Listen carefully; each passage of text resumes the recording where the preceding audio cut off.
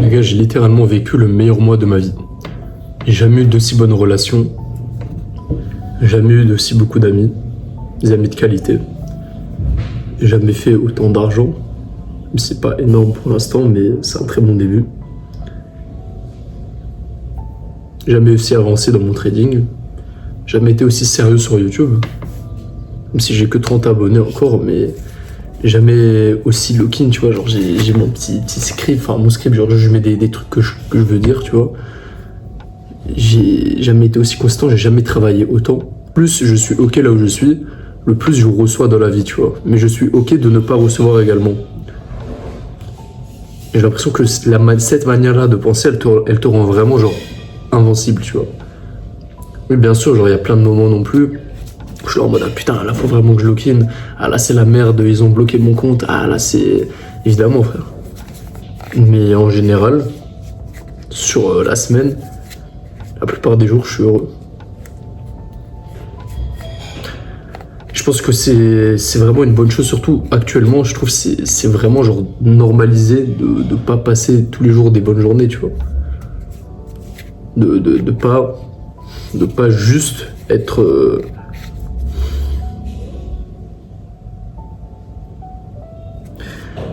J'ai vraiment l'impression qu'en fait, dans la vie, c'est... Tu reçois ce que tu donnes. Et en fait, ce que j'avais du mal à comprendre à propos de cette phrase avant, c'était que je me disais, ouais, et moi je donne beaucoup, genre, tous les jours, genre, je prie en pleurant d'avoir ça, je fais tellement d'efforts, pourquoi j'ai rien et tout, mais je me rendais pas compte qu'en fait, je donnais une énergie de desperation et une énergie de surenvie, tu vois. Et il est logique qu'en conséquence, je recevais cette énergie-là. C'est-à-dire, je recevais des trucs qui me faisaient continuer d'être dans cette envie-là. Genre, par exemple, de gagner moins d'argent, vu que quand je priais ou quand je visualisais, j'étais en mode désespéré. Et du coup, évidemment, que je recevais des événements qui me rendaient encore plus désespéré. Et ça a vraiment changé le moment où j'ai commencé à penser.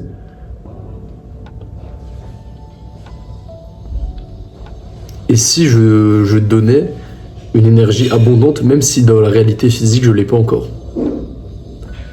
Regarde ce qui s'est passé. J'ai commencé à agir comme si j'étais déjà abondant. Surtout en trading, ça marche très très bien. Prendre des bonnes décisions. Et j'ai fini par attirer cette énergie abondante. Je pense qu'on sous-estime vraiment le pouvoir que qu'on a en fait de penser. T'as énormément de pouvoir, tu vois, et tu te rends pas compte à quel point, genre, tu peux vraiment, genre, manifester et te faire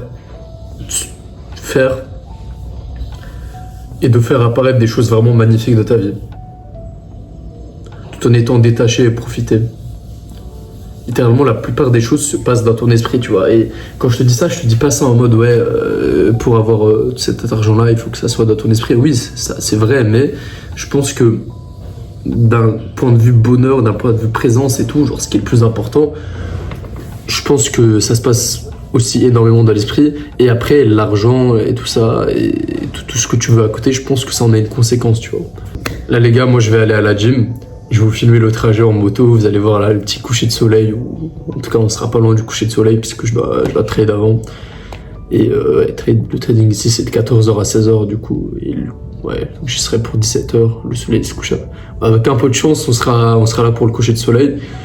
Et voilà, je vous filmerai cette route. Les gars, j'aimerais juste aussi dire que oubliez pas que c'est vous qui créez votre propre réalité. Et c'est pas parce que moi ou un autre influenceur ou n'importe quel autre youtubeur dit quelque chose que c'est forcément vrai. Et que même que si c'est tout simplement vrai ou faux, c'est vraiment à toi de définir, tu vois. Genre, si t'aimes bien quelques parties de mes conseils, prends-les. Si t'aimes pas, bah les prends pas, tu vois.